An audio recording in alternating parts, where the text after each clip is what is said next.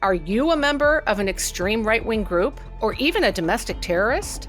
Well, if you're a practicing Catholic or even a parent, the FBI thinks you are. In this episode of the EDIFY podcast, Kyle Seraphin unpacks his experience as a whistleblower and eventually being kicked out of the FBI for it, and why all of us need to be bold and courageous in this new year. Kyle Seraphin, welcome to the EDIFY podcast. It's terrific to have you. It's terrific to be here too. I want to start with your career at the FBI. Now, when I got recruited for the FBI when I was in law school, when I was graduating, and I was told by the agent, the supervisor agent who came to our law school to recruit, that they actually liked to recruit Catholics from Catholic institutions because they understood the hierarchical structure of the organization and tended to be good at following rules and regulations and that sort of thing. How did you encounter the FBI initially? Were you drawn to it because of the fact that you were a Catholic and you liked the structure? I don't know that that was the case, although I do have a real strong sense of right and wrong. I do have a real strong sense of purpose and mission. I was drawn to it because I had served in the military. I was 26 years old, like many young men in this country that were growing up. I was born in the 80s, beginning of the 80s. And I looked around and I went like, what is my purpose? Like, what am I doing here? I'm not married. There's a war going on. And I feel like I'm not contributing to this country in a meaningful way. I went to a Jesuit high school whose motto was men for others. And so the idea that we would go out there and be men for others kind of is a mission of servitude. Right. But how do you serve? I ran a restaurant. I was a sales guy. I worked in all these kind of like random jobs. And at 26, I finally decided that being a corporate finance guy for a movie studio was not really the jam that I kind of imagined myself retiring from. And I thought there's got to be more to it. I've got to either destroy something or create something with my time. And I chose destroy because I was kind of an aggressive, angry, physical guy. And so I went and joined the U.S. military. I joined the United States Air Force. I had a SEAL contract that I didn't take on. I ended up going into the Air Force Special Operations Program. And when I got out of that, I looked around and I was like, okay, I'm an air traffic controller. I'm a combat diver. I have a card to be a paramedic. I'm licensed in the paramedic world. And so what do you do with all those skills? Maybe law enforcement is the right move for me. So I actually applied to a bunch of different government agencies, State Department, CIA, and FBI was one of them. And I'd always had the FBI in the back of my mind as maybe this was a cool place that I could go. Maybe these are like-minded type people. I didn't know that they specifically recruited Catholics, but that probably explains why there's so many Catholics that work for the FBI. Right. Well, isn't it? It's like the FBI is supposed to be like the Catholic agency and the CIA is the Protestant agency, or at least that's how it used to sort of the shorthand. There's a huge chunk of Mormons that are in there. They call them the Mormon Mafia. And like unironically, they think it's funny, but there's actually, and there's a reason why. People at FBI or at CIA? At FBI, right? At both. At both. Okay. And the reason is this. I think Catholics sort of appreciate that hierarchical structure. They have an emphasis on education and trying to stay out of trouble. Maybe that's probably part of it. So if you've done the right thing most of your life, getting a security clearance is easier. That helps. You don't have any felony convictions, then you can actually go and get that job once they've actually found you. The Mormon thing is that they tend to have languages. They tend to do self-contained sort of human pod family situation where they pick up and you got 3 kids and a wife who's used to being put on a mission trip or something. And they go with that and they send them wherever in the world and they do really well. So CIA does that as well. For whatever reason, there's a fair number. I think probably 30% of the FBI is Catholic, maybe even higher than that. It's very, very high. Yeah, and largely practicing Catholic too, which I just find very interesting that those were the kind of students they were looking for, at least, at the time I was recruited. And I was deterred by the 6-minute mile requirement, which apparently would not have deterred someone like you. But yeah, I don't know if they have it's not 6 minutes anymore, but yeah, there is a physical requirement. It used to be. And I'm like, oh boy, that sounds like too much work. Where did you go to college then? So I had many options in front of me that I couldn't afford or pay for because I got into a kind of one of those classic adolescent spats with my folks. And I kind of went to a place as a rebellion. I got a full scholarship to go to the University of Oklahoma, who had a program for national merit scholars that waived all tuition and gave you in-state tuition for life and a stipend. It was really a great deal. And so it was right up the road, just a couple hours up the road from me. One of my, a lot of my friends ended up getting scholarships and went to private colleges. And I went to a state school, which may not have been the best choice at the time, but you can't pick your life path and it's worked out okay. It's kind of a funny place. So you went from there to the military? No, I went from there and I graduated an extra year. It took me an extra year. I'm like one of the stupid smart people that my friend Dan Bongino talks about, where I just didn't pay attention, didn't learn those life lessons, probably should have been in the military earlier. And so I ended up getting out of college with a little bit of debt, taking a job in San Francisco. That didn't work. I moved back to Austin. I sold computers for Dell. I moved up to Kansas City and I ran a restaurant. Then I moved out to San Diego where I was homeless for a couple of months and tried to figure out what my life was about. Ended up catching a job at Warner Brothers. And that's when I had this revelation like, hey, you can't keep doing this. This is not a Mm, safe life path. You got to figure out some right. discipline. So I took an 80% pay cut to go into the military at the age of 27. I was the oldest guy in my basic training flight. And I went in there and I said, what is basically the hardest thing that I can do? What is the most difficult path that I can find? And then also it turns out that I was, surrounded by a bunch of 17, 18, and 19-year-olds, which is also difficult at 27. And took on a lot of humility, actually, though. I think in a lot of ways, being around people, being a guy who used to make money, who now makes no money, who is answering to people who are younger than them. Many of my officers were in their early 20s, just got out of academies or ROTC programs. And so that was actually probably the best thing that ever happened. And it Mm. forged the way for the rest of my life. Well, God writes straight with crooked lines, as the saying goes. So it Mhm. sounds like the Lord gave you a wealth of different experiences. When you're in your 30s or 40s and look back on that, you thank God for those moments because they do give you insight into other people and other experiences that you might not have. And so those things, when you use them the right way, can be gifts. Are you from a big family? Are you from a practicing Catholic family? We are, although none of my siblings. I have at least one brother who has a degree in theology from a Jesuit school, and he's an atheist, so that's sad. I got another one who's got a law degree from Loyola Marymount, and as far as I know, he doesn't practice any religion either, so that's sad. I've got another sister who doesn't either, but my wife and I took it on. This is kind of an interesting story. So I have four brothers and one sister, so a good Catholic family. My folks still practice. All my children were baptized in the church where my parents are members of the parish, and interestingly enough, like many Catholics probably at a younger age, I kind of walked away. Like I just didn't see the value in being at church and it didn't mean anything to me. And I didn't have, I think when you're a parent, you actually get a reason why. And I had this sort of moment that I think a lot of Catholics may have in the same way where they go, I'm the person that I am because of the life experiences that forged me and because of the opportunities they had to learn what was right and wrong, to have a moral compass. And so my wife and I made a conscious decision. My wife was raised without religion whatsoever. Mm. Father is an atheist. I jokingly say he's a communist, but he actually thinks that people shouldn't own property. So he's kind of actually a communist. And Oh, and interesting. she comes from New York. So she came from the opposite side of the world. She grew up in Brooklyn. And at some point in 2020, she said, or maybe 2019, we were living in Virginia outside of DC, working for the FBI. And I think we had two very, very small children, two and one kind of deal. And she said, we should be going to church, don't you think? And I went, yeah, she drove Wow. it. She drove it. She had a need for that. She grew Yeah. up in a tradition that didn't have it. And she said, you always had that. And what's fun is the reason why I actually know my wife, which kind of ties in sort of like the way my life has gone. My wife, she was in New York and she wanted nothing to do with New York. She was miserable. She was sad, like so many young people in these urban areas that are very leftist. She just Right. didn't know what was right. So she ended Right. up going down to Texas, went to the University of Texas, and started hanging out with all of my friends from high school Wow. while she was in college. And I didn't know her down there. And I didn't meet her until about 10 years later. And so when we Isn't that met, we had something? known the same people for over a decade. So Wow. we had instant history right away, the first night that we met.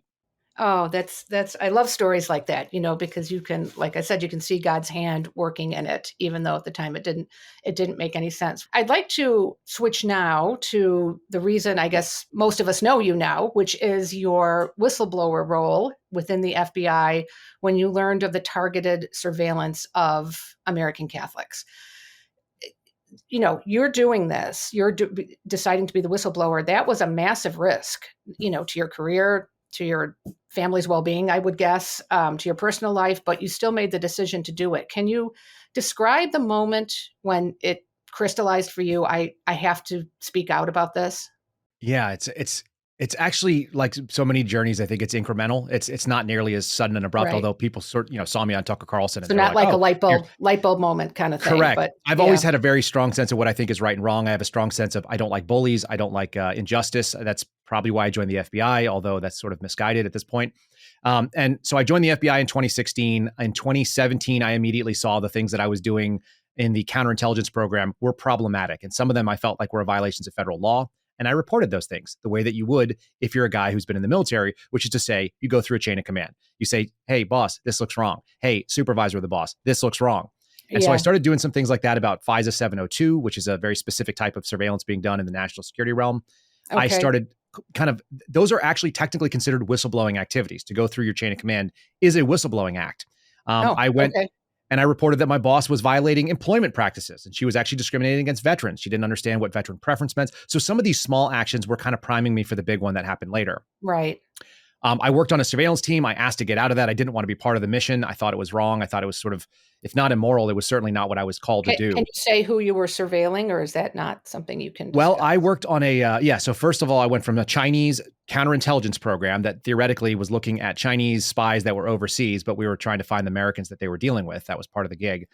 Most of them were actually doing things that were unclassified and not breaking any laws. So that's really weird for me because you think that you're going to be doing federal law enforcement.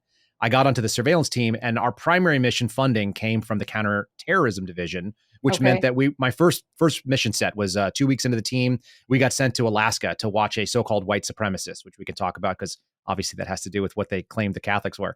And what I found is that the counterterrorism mission that the FBI has done has creeped dramatically since 9/11. Most people have this idea that we were watching foreign terrorists, and we started doing that.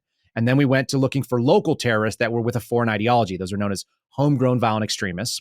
So that's, imagine someone who's a first generation American of Somali descent in Minneapolis that has like an ISIS or an Al-Shabaab or Al-Qaeda ideology. So Yep. that's what we watched. And that's okay, Okay. I guess. But once you're looking at the people that are inside the United States already, they started expanding the mission to what we call domestic violent extremism, domestic terrorism. And those things tend to be your classical sort of like Ku Klux Klan, white supremacists, and they call them militia violent extremists. I just call them military veterans. So that's kind of dark for me. There's a couple of other things, the people that are like environmental extremists and so on. So we watched a lot of different terrorist type missions, but I also did, MS-13 and, white collar fraud and everything else. Were there pro-life groups considered part of that domestic Not at that terrorism? time, Okay. Yeah, because I but know it I got think there. did it. Yeah. And so I'm not surprised. interestingly enough, I mean, I got myself in a position where I was able to see what the national priorities were for counterterrorism, which was, like I said, that was the primary funding group for our surveillance team, which went all over the country. I did at least 22-week deployments around to other field offices, plus the stuff we did in our own. And so I started making calls to the office of the general counsel. And I had a lawyer draft a letter doing what I would call whistleblower activity at this point, knowing what it is, saying, hey, we're doing some things wrong. We're not even handling our own billing correctly. We're not billing our hours correctly. We're not attributing them correctly. And so some of that stuff these were all priming me to when I eventually got myself out of Washington, D.C., which was my end goal.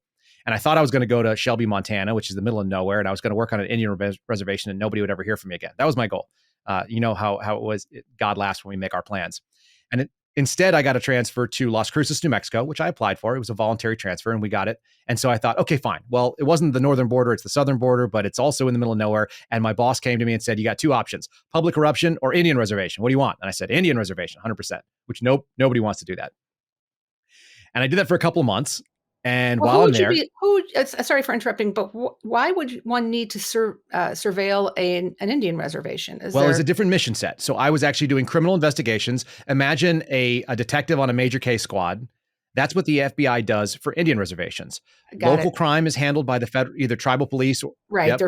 They're federal land, of course. Okay, that makes sense. So then murder, sexual assault, major theft, that would go and it would fall either to crimes. Exactly. So okay. That's what I did. Okay. So all right. So you're in Indian territory and I'm doing something unrelated to politics, I thought. Okay. That was the hope.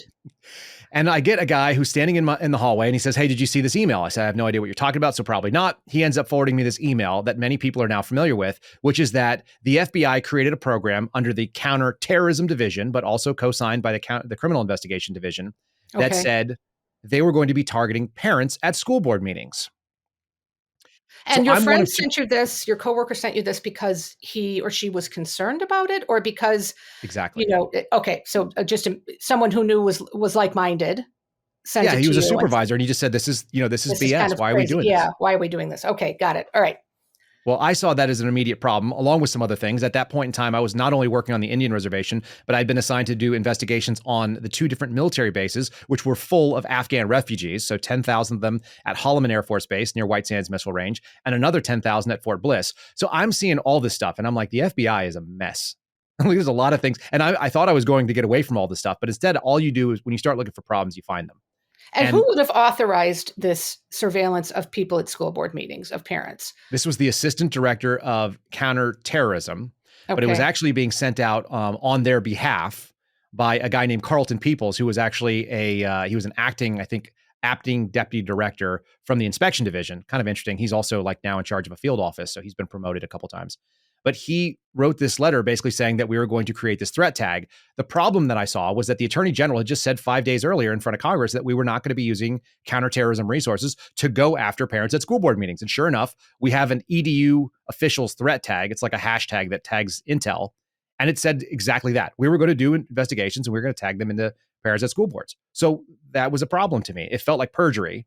It sounded like perjury. And when you're a whistleblower, you don't have to be right. You just have to be reasonable. And I had a reasonable belief that was the case. So I brought that to my member of Congress. That actually got me kicked out of the FBI in many ways. So that was even before the Catholic document. So for people to understand, at the same time that was happening, and this is how you always see, like you said, God's plan is in the rearview mirror. It's never in front of us when we're going. The exact same time, a few things happened. Number one, my wife was going through RCIA. And she was converting to Catholicism from no faith at all. And so she was, I guess she was a Catholic at that point. Even the priest would say that, she hadn't been baptized, but that was the goal. So she's working through that. I'm seeing this wrongdoing. And then at the same time, we got the Biden administration saying that everyone is going to get a COVID vaccine in federal service. It was Executive Order 14043 that stated all on-duty, personnel for the entire federal government would have to do this. And I had some real serious concerns about the fetal cell lines that were used. And I also had some medical concerns. But the religious objection I raised was specifically, I'm a pro-life Catholic and I'm not doing that, period. Mm-hmm. Pro-life and Catholic should be the same thing, but apparently they're not. Right. We're finding out in some places like Ohio. So I make this claim and I put that in an affidavit. I wrote up a 3-page affidavit of my beliefs. I had it signed by a notary public and I submitted it to the FBI and I never heard from him again, but that put me on the list. The second thing I did was 5 weeks later or 3 weeks later, I ended up going to this member of Congress with the thing saying we're investigating parents, but specifically that the Attorney General appeared to have lied. That's my problem. Right. They kicked me out of the office on the 23rd of November, the day before Thanksgiving in 2021, and put me on unpaid leave basically until March of the next year. So you were called in by your supervisor, presumably, and told you're being placed on leave. Was any reason given? They said, because what they said was, if you're not going to get the COVID shots, then you must test for COVID every 72 hours. Okay. And I found that to be, and here's something that's kind of interesting. Every single member of the FBI that is a federal agent, every badge and gun carrying FBI agent goes to this trip to the United States Holocaust Museum. It's the Holocaust Memorial Museum in DC. And it's a really impactful trip for those of us who took the message to heart. All they said was, the only way that the Holocaust happens is for local, federal, state officials and small government officials to say yes when they should say no. When they do the thing that they know is wrong, that's illegal, immoral, or unethical, and they don't stand up and say, I'm not going to do that. And so the fact that I was being asked to test for COVID, to me, told me that they were identifying, because we had to put it on our timesheets. And everybody that was testing for COVID was saying that they had a religious exemption. So now you're forcing people to identify in their religion in theoretically an organization that has no business knowing that. And I have to put it on my timesheet, and my boss knows, and their secretaries knows, and all this kind of thing. So I said, I've got a real problem with that. You might as well just put a yellow star on our arm. You're actually trying to make us identify ourselves in a way that I think is unnecessary. Yeah. And I think it violates Title VII. So I said I wasn't going to test, and they said, you can't come back into the office. And I said, that's fine. So they kicked me out of the office because I refused to comply with what I thought was tyrannical instructions. And that was probably the moment when I'm like, I'm probably not going to have this job very much longer. And that's okay. My wife and I had the discussion. I said, there's going to be some real consequences. Obviously, we'll have no income. We'll have no house. We'll have to sell that. I don't know what happens next. And she said, it's okay. Interestingly enough, on my wife's 40th birthday, which was on March 4th of that year of 2022, I got to go back to the office because they changed the COVID rules and they arbitrarily made them no longer necessary for me to test. They just made it up as they went. So I go back to work. I'm there for 6 weeks. And while I'm there, I end up having some other kind of nonsense. They basically assigned me no cases for 6 straight weeks, put me in a corner. Literally, I was in the corner of the office by myself. And then in April, they pulled me into a conference room and took my badge and my gun. Coincidentally, it was the week after Easter where my wife was baptized. Received into the church, yeah. So she was baptized at the midnight mass going into Easter, and I go in the next week, and my badge and my gun are taken, and we sort of went, okay, now comes the next part. And that got very strange. So while I was on this unpaid suspension, the Bureau took my badge, my gun, and then eventually my security clearance and my paycheck. But you're still an FBI agent. You just don't have the authority to act as one because Correct. You have no badge, you have no gun, so your authority is stripped, but you still have, technically you still have the job. Allegedly, yeah. Okay. That ended up going on for a year. So anybody's going to have to basically put it in their heart. Have you ever worked for a job where you haven't been paid and you have no ability to say that you work there, but you have the responsibility to do what they tell you, even though they're not paying you? That's a weird thing to be in. So only in the federal government would they come up with that. So that happens. I had the badge and the gun removed, and then I'm sitting on this unpaid leave status. And during that time, I am exposing more whistleblower stuff. I'm bringing more things to Congress. I brought up a thing that showed that they were considering people called militia violent extremists to be a problem. These are basically people who have like the Betsy Ross flag or, believe Right. in the Gadsden flag, that kind of thing. I exposed that. I exposed a couple of other things about election fraud. And someone came to me from inside the Bureau and they said, basically, like, you've already lost your job. You're not going to be working for the FBI anymore. And you know that. And I said, yes, I do. And they said, I just saw this intelligence product on the Intel Hub, and it shows that the FBI is investigating Catholics. And now this person was not a Catholic, but they said, this is a real problem. This is going to be a pry bar into getting into Christians in general, because if you can Right. carve off one set of a denomination of Christianity, you can go after any of them once you start articulating it. Right. And that's when Okay. I brought that forward. So it's a long story to get there. Like I say, it's kind of like a lot of things you see where you don't know what you're doing until you do it. And then you go like, of course, this. Right. Well, it's actually helpful. I think it seems a little convoluted, but to me, it says that A, there was a pattern of this, right? And that B, this wasn't a one-off. I mean, you had substantial experience with all sorts of groups being targeted, that you could substantiate with, memos and evidence, et cetera, et cetera. So it does, to me, it shows a pattern.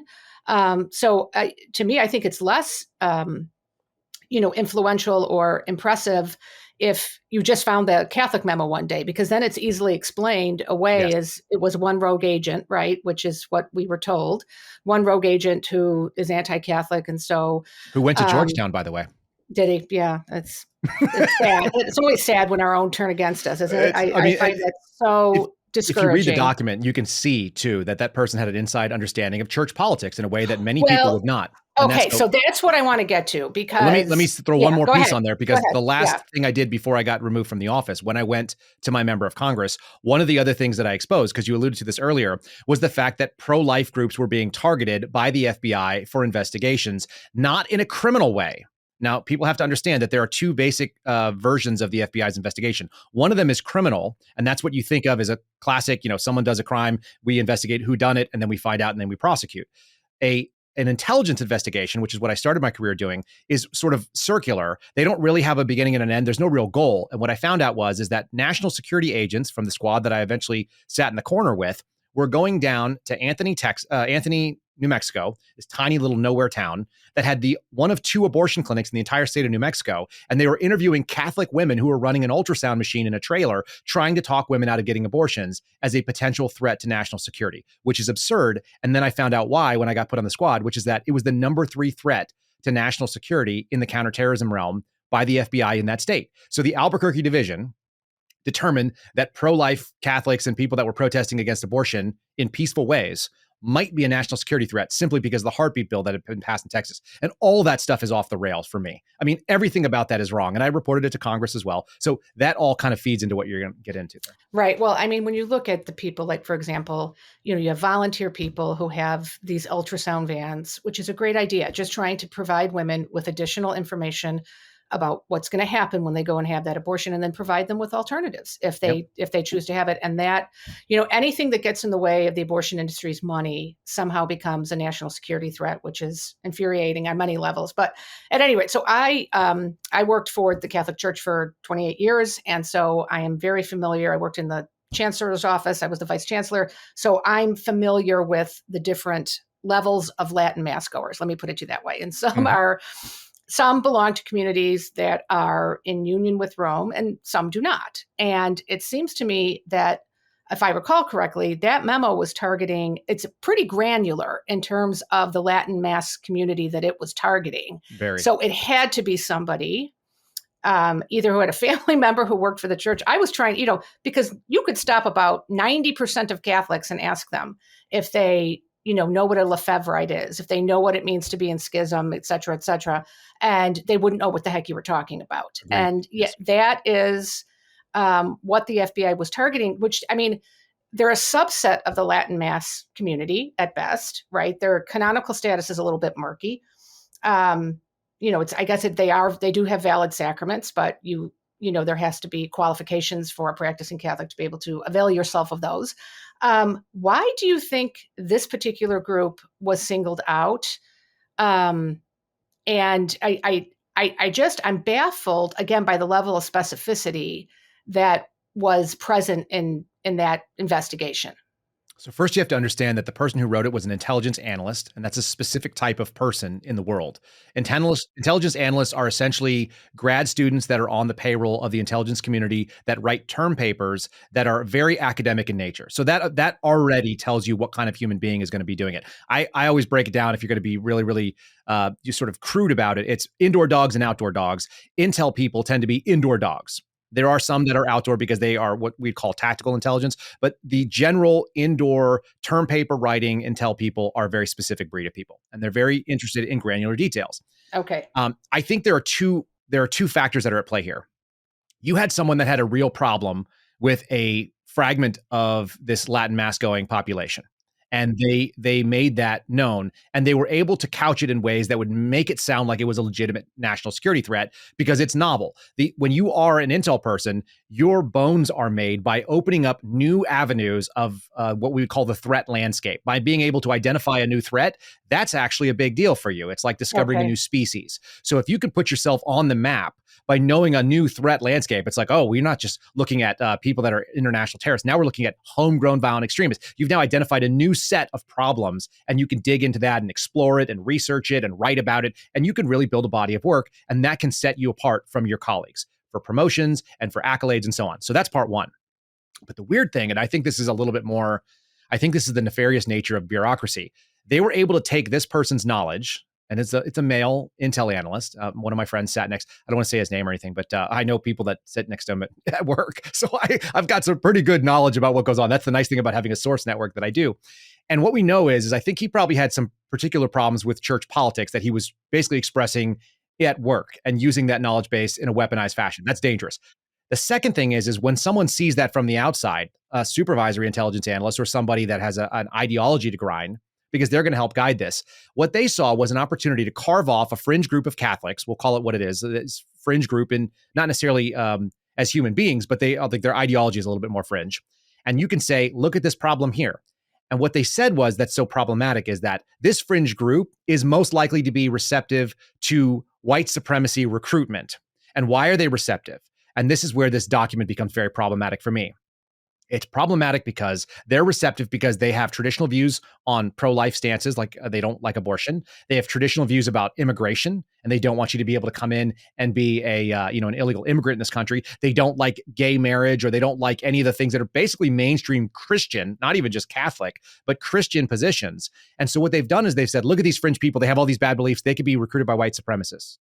And then you say, well, who else has those beliefs that might be recruited? Oh, it's all Catholics. Oh, it's all Christians. Oh, it's actually all lowercase c conservatives pretty much hold this. So when you're looking at a way to carve off a group, make them part of the threat landscape, and you can expand upon that and make it 50% of the country, which is what we've seen the Biden administration do, saying that there's a so-called MAGA extremists. I mean, anybody who voted for Donald Trump is now an extremist. That's a crazy position, but you have to start small in order to build that sort of like a seed crystal. There has to be an initial crystal to build off. And I think that's what this was, honestly.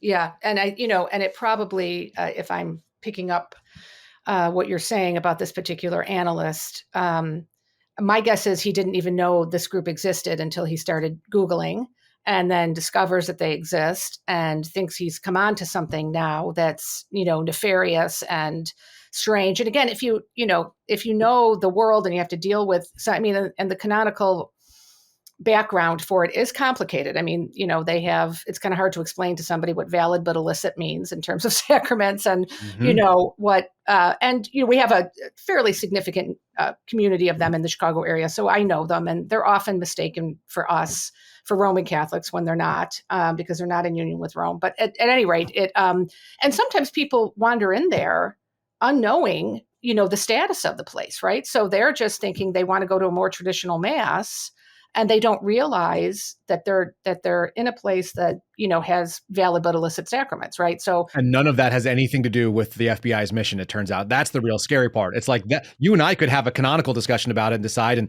we could feel different ways about it, and it wouldn't matter two ways at all for the American public in general. It's people who are basically splitting hairs on some minutia.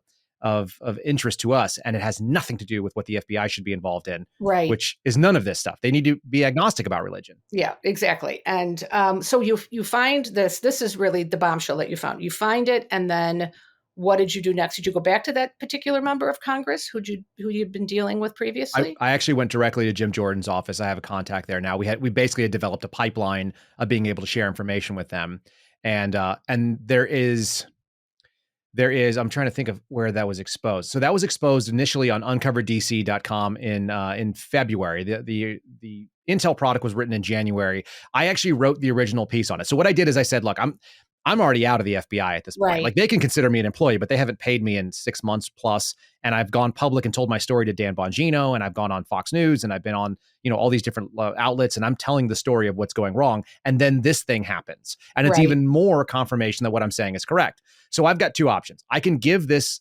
document. I gave it to Congress. That's the way you do it as a whistleblower. And I was a conduit for a member of the FBI to get it there. And then I said, well, I can do one of two things. I can either just give it to a reporter, or somebody will write on it, and they will get it wrong because they don't work at the FBI and they don't know what it's about. Or I can write the analysis myself from a very, very objective perspective and just say these are the constitutional concerns. And that's what I did. So I wrote an article that was pretty long form, and it was very well documented. And I think it didn't get into my personal beliefs at all. It has nothing to do with that. It simply caused the problems is that the FBI is getting involved in First Amendment protected speech. They have absolutely no reason to do that. They are forbidden from getting engaged in religion and picking winners and losers in the Catholic Church of all things. And so I wrote this article up, and that article got picked up by Heritage, and it got picked up by some others. I actually went to Daily Wire originally because they've got a number of Catholic hosts. And I said, man, let me just write an article for you guys, and you guys can put it out on your byline, but put my name on it. And they said, well, we can't just deputize you as a reporter. I was like, you must be out of your minds. That's not a real thing. I can write for anybody. Yeah, so you I can found be a contributor or an op-ed writer or whatever. Yeah, exactly. And so rather than them taking that, they said, well, just give us the document. And I said, no, because you can't explain it the way I can. right. And so I'm going to. So I wrote it. I released it with a friend named Tracy Beans, she's the editor at Uncover DC. And then we put it out, and of course it caught wildfire because it's absurd. You've got 70 million people that are potentially in the crosshair, and then of course probably another 70 million on top of that are conservative voters that might be concerned about them coming for religion. And so that was one of the thermal exhaust ports on the FBI. It really ramped up and lit fire to the weaponization understanding that this is not places where the federal government has any business getting involved in. They disavowed it. We're actually finding out even now that there may have been real targets of this type of operation going after young people, going into chat rooms and trying to find people and try to radicalize them in the way they go after Islamists and some other things. It's very strange, and white supremacists. So they're actually using the classic counterterrorism playbook to target Catholics. I mean, they just picked up, they literally threw a name at a dartboard and said, let's go after Latin mass Catholics and let's find a fringe group, and here we go. And that's what it is, literally. Wow. And so Congressman Jordan now has the document, and he brings it to the Judiciary Committee, correct? Yep, he put it in front of the judiciary, and they basically investigated it on their own. They started getting their investigators and their subpoena power. They were going after Chris Wray to get the information, and they eventually got some unredacted documents, some redacted and some unredacted, that basically showed that it wasn't just the Richmond field office that was involved. It was actually involving the Portland field office and the Los Angeles field office. So this was a nationwide thing. Although it was a novel approach, it was not without sourcing and intel people working from various different places. So that is very troubling, because initially they said it's one rogue guy, but I knew that was false from the beginning, because one rogue guy wrote it, a supervisor had to approve it and had to, weigh in on it. And then it had to go to a chief division counsel, who is the mouthpiece of the special agent in charge of that field office. So that's at least 3 or 4 people involved right there, plus whoever they consulted with, which had to be others, probably the Office of General Counsel as well. Yeah. And whose statements I remember the most vividly when all of this was going on was Senator Josh Hawley from Missouri, who is himself a practicing Catholic, and, was rightly incensed by it. And how did it get over to the Senate side for analysis? We send it over to Chuck Grassley's office as well. I mean, One of the things you do when you're doing whistleblower, there's 2 ways to go about it. You could do it the way that they want you to do it, which is you say something quietly and then you get stepped on and then you lose your job and then you quietly go off into poverty. That's one route. And I've been told that's the 98+% route. In fact, it's way higher than that. Most people go that route because they're rule followers. You mentioned it earlier. It's a great tie-in. but people that follow the rules, and then they get crushed by the rules because the rules are not fair. Yeah, sometimes to our detriment, right? So I'm a little bit more unconventional, and maybe that's possibly because I went into a job and I wanted to do special operations, which is unconventional warfare as one of the mission sets. And looking at the problem set, I am more interested in outcomes and solutions than I am in process. I don't necessarily care about process if the outcome is better.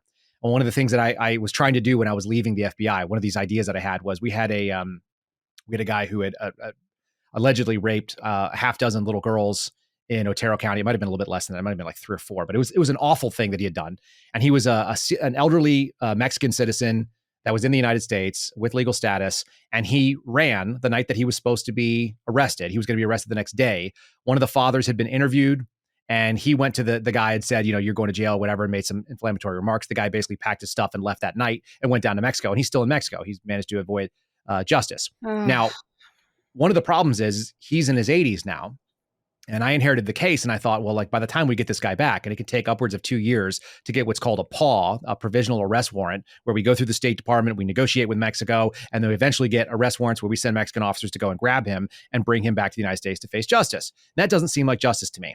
But what I found out was maybe, just maybe, we make a phone call and let him know that I know his daughter drove him over the state lines, and I know that we cut off his pension. He was getting Social Security, by the way, in Mexico from US dollars. I found out a way to cut that off. So I cut off his income. I was going to basically say all of his daughters were going to be complicit in aiding and abetting a felon, which I found some statutes we could charge them with. And we were going to make a phone call. And you call the guy up and you have it said in Spanish to him, lest he understand, because we had his phone number. And I was going to have him say, look, we're going to go after your entire family. And everybody's going to get punished. All your kids are going to get punished, or you can show up at the Bridge of the Americas in 1 week. You got 1 week to get your affairs in order. And then I start going after your kids. Which we should probably go after anyway. But and that was not going to be in my hands. I mean, they are. If she did drive him knowingly, then yes, she did aid and abet a felon. But that's an outside the box kind of attempt to try to get justice faster. That's the way that I think about things. I'm more driven towards outcome. And in the same way, when I looked at this, I said, we can go to Congress, we can give them these informations, we can kind of sit there and just see what happens. Or we can get really loud about this and we can make this public, because we're going to try our case in the court of public opinion first. And that's where we're going to either win or lose, because the FBI is not going to do the right thing. They've already proven they won't, because they've already decided to lie about it. And so that was the route that I did. And that's not what most people do. That's how I ended up doing a podcast every day, because I sort of said, I need to create my own outlet for this sort of thing. And I need to make sure that this voice doesn't go away, because there's a lot of evil in this world and I've seen it, and I'm going to talk about it. And I'm going to tell people, I'm going to try to look behind the curtain. And so the FBI director was called to testify and was questioned about this. And what happened? Did he admit that Catholics were being targeted, or did he prevaricate? Yeah, he sort of tried to split hairs in his own way. Chris Wray is very good. I mean, he was a very expensive lawyer, became the FBI, before he was the FBI director. He made $9.2 million a year as an attorney, and he took a $200,000 a year job as the FBI director. People can just make of that what they will. But he stepped in, and he was I don't think he specifically lies on some occasions, although he certainly looks like he has on others. But he's very specific about the way that he phrases things. And he also does the sort of Jim Comey, not to my knowledge. And by his own volition, Chris Wray has sort of nominal leadership, but it's more like he has oversight of the FBI without actually managing the day-to-day operations. Most people who's worked in the Bureau know the director's not calling the shots on a daily basis. There's a guy called the deputy director who does that. That's a long-term federal employee who has 20 plus years of experience, a senior executive service member. That person, one of them was Andy McCabe. He became the acting director when Jim Comey was removed. So he's a fantastic human being. And the current one is a guy called Paul Abate. And Paul Abate has some pretty interesting and troubling history that we've gotten into by just nature of what I do now. But at the end of the day, those are the people that actually have sort of the nuts and bolts operation. They're the ones who should be in front of Congress. And if anybody's ever seen him testify in front of Congress, his contempt is intense, to say the least. Interesting. He has very high disregard, a very high threshold of disregard for the members of Congress and for oversight. These people believe that they're entitled to information and nobody else can check them. And unfortunately, I think Chris Wray got away with saying some things that are probably wrong. But the question is who's going to go out and go after the director of the FBI? Who's going to arrest that person? Yeah, not under this administration, but certainly not. Well, so I think, in large part to your courage, the phrase weaponization of the FBI has now become something that most Americans are familiar with. And I think you've raised for many Catholics who, we've enjoyed decades now of really kind of a Catholic mainstream life in the United States, right? I mean, we're far from the days of when JFK was running, and there were concerns that were expressed very publicly about whether or not the Pope would be directing the American government from Rome, that kind of thing. And we're far past that as American Catholics. But so I think it was a real wake up call to Catholics, writ large, beyond just the Latin Mass community, who already, I think, feel like they're under attack because of the restrictions on their forms of worship, their mode of worship. So, what do you think this is going to do in the 2024 election cycle? Do you think this weaponization of the FBI against Catholics, and then, as you've pointed out, which would trickle down to the larger conservative Christian community, do you think it's going to be motivating for voters? Do you think can you already see it shaping? I know that Vivek Ramaswamy's mentioned it, and that Ron DeSantis has mentioned it on the campaign trail. Do you see this as having traction in the next year or so? It's really hard to answer that. I think that's the real problem. I think the messaging has to be permanent and constant, and the drumbeat has to be persistent over and over again that this is a real problem, not because you're a Catholic necessarily, but because you are a conservative or you're just a person that believes in civil liberties. That should be the real thing. The problem is that we need to be letting people know that this is an across the aisle problem. This is a one side of the political spectrum has decided that they are going to go after a protected status in this country. And honestly, you have a right to be a white supremacist. That's something that is being lost in American dialogue. I guess as we lost civics, we don't understand how this works. The liberals in this country used to defend the rights of Nazis to go and protest. That used to be a thing that was a liberal value. Yeah. Oh, yeah. The ACLU did. The ACLU was a great proponent of that. I mean, unwillingly, I think, but they did it. Because it's necessary, because if free speech is threatened anywhere, then it's threatened everywhere. And in the same way, if any religion is threatened, and honestly, Christians are late to the game for this, and I'll say that in a big way. Catholics are certainly late to the game.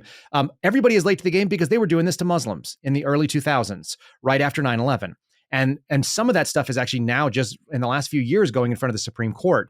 And the government has been validated that they're allowed to go and do these things like infiltrate mosques. That should be a problem for all of us. Because if you can go into a mosque, you can go into a synagogue. If you can go into a synagogue, you can go into a Catholic church, Latin Mass or otherwise.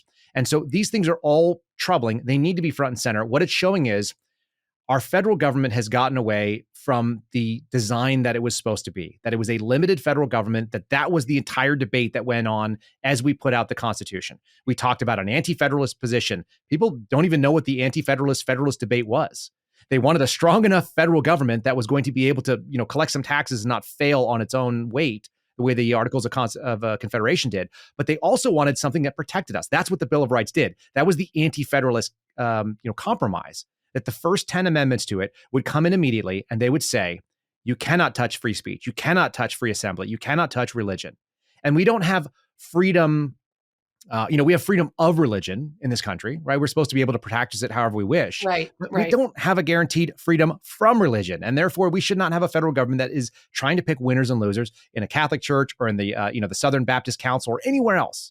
They shouldn't be picking mosques that are good and bad. That is not the federal government's job.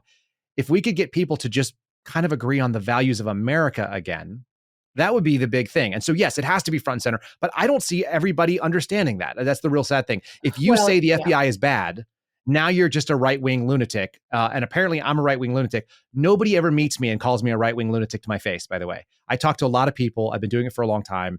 I spoke to people as a paramedic. I spoke to people as an FBI agent. I was a sales guy.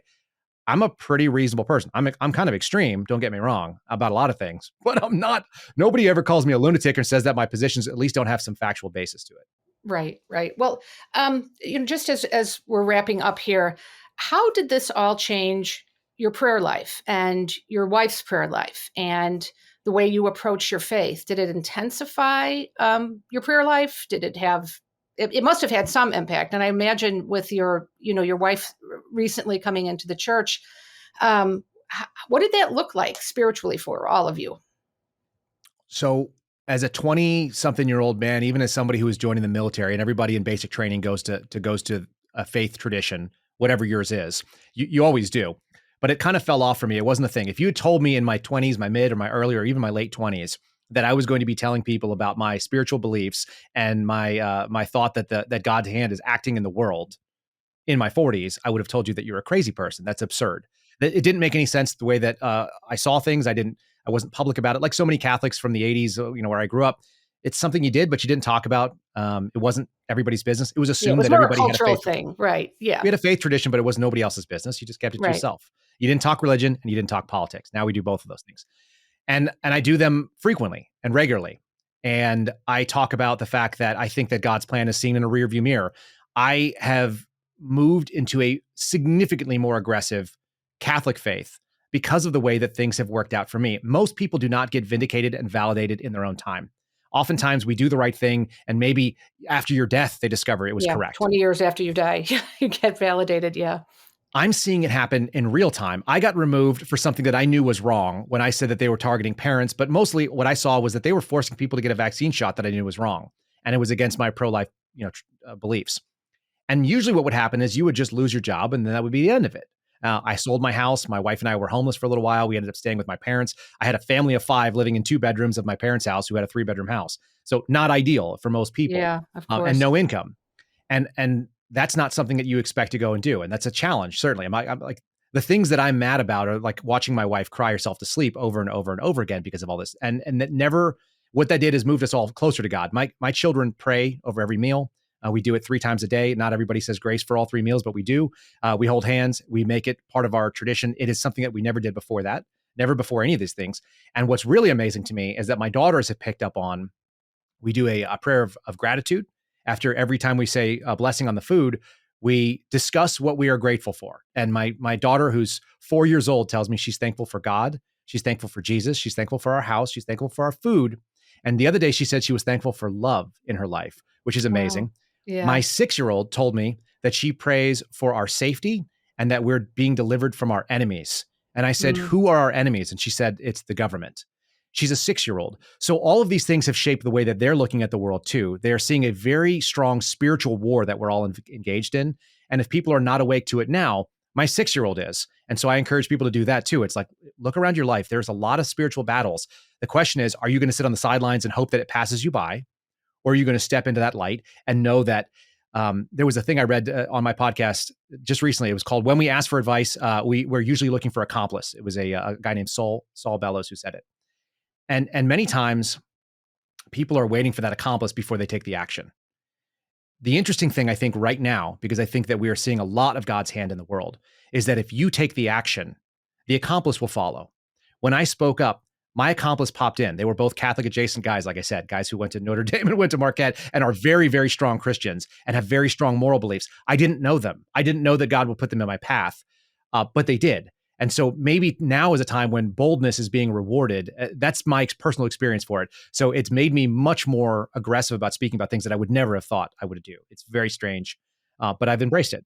Yeah, there's that old saying, there's no such thing as an atheist in a foxhole, right? But Correct. It seems like this has gone in terms of the impact spiritually on your immediate family. What about, you mentioned at the outset of our conversation, Kyle, that your siblings aren't really practicing their faith. Has it impacted them at all? Do you talk to them about what you've, been working on and how this has changed your life? I think it would if they did, but they don't. None of my siblings have children. They're all old enough to have children. Only one of them is married, which is sort of sad. And all of them have sort of abandoned. They've all sort of embraced sort of the secular millennial type experience. They're all, obviously I'm the oldest of all of them. And it's so strange to kind of see it. None of them seem happy to me. I wish them happiness. I really do. And I think they would all have been happier if they were their parents for whatever reason. My brother and I got in this discussion about whether or not he would have children. He said under no circumstances, which I think is really sad. There's a big part of this younger generation, people that are in their 30s right now, that even if they're married, they don't want to give up on something, of life. The happiest thing that I've had is we just had our 4th. You want to talk about getting radical? Our 4th child was born at home with a midwife and me, and that was it. No anything, and Wow. and she's beautiful and she's healthy. And there's so many of these things that we do need. Faith, we take her to church but we don't need hospitals and we don't need a lot of the things that we thought we needed. And I think so many people have embraced that secular piece. My siblings are some of them. And I honestly, whenever I hear about updates on their life, because most of them won't even speak to me, I think they already know, it's rubbing their nose in something that they don't want to hear. And so I'm sad for them that way too. Yeah. Well, certainly you've given us a lot to think about and pray for in this podcast. And it's just been fascinating talking to you, and I really appreciate it. And please, count on all of our prayers going forward for you and for your beautiful family. I appreciate it. We always need prayers. This is a spiritual battle, so all the allies we can get, we definitely need them. Thank you for listening. To make it easier for you to listen to future EDIFY podcast episodes, please make sure you subscribe over at Apple Podcasts, Spotify, or wherever you listen to your favorite podcasts. Thank you.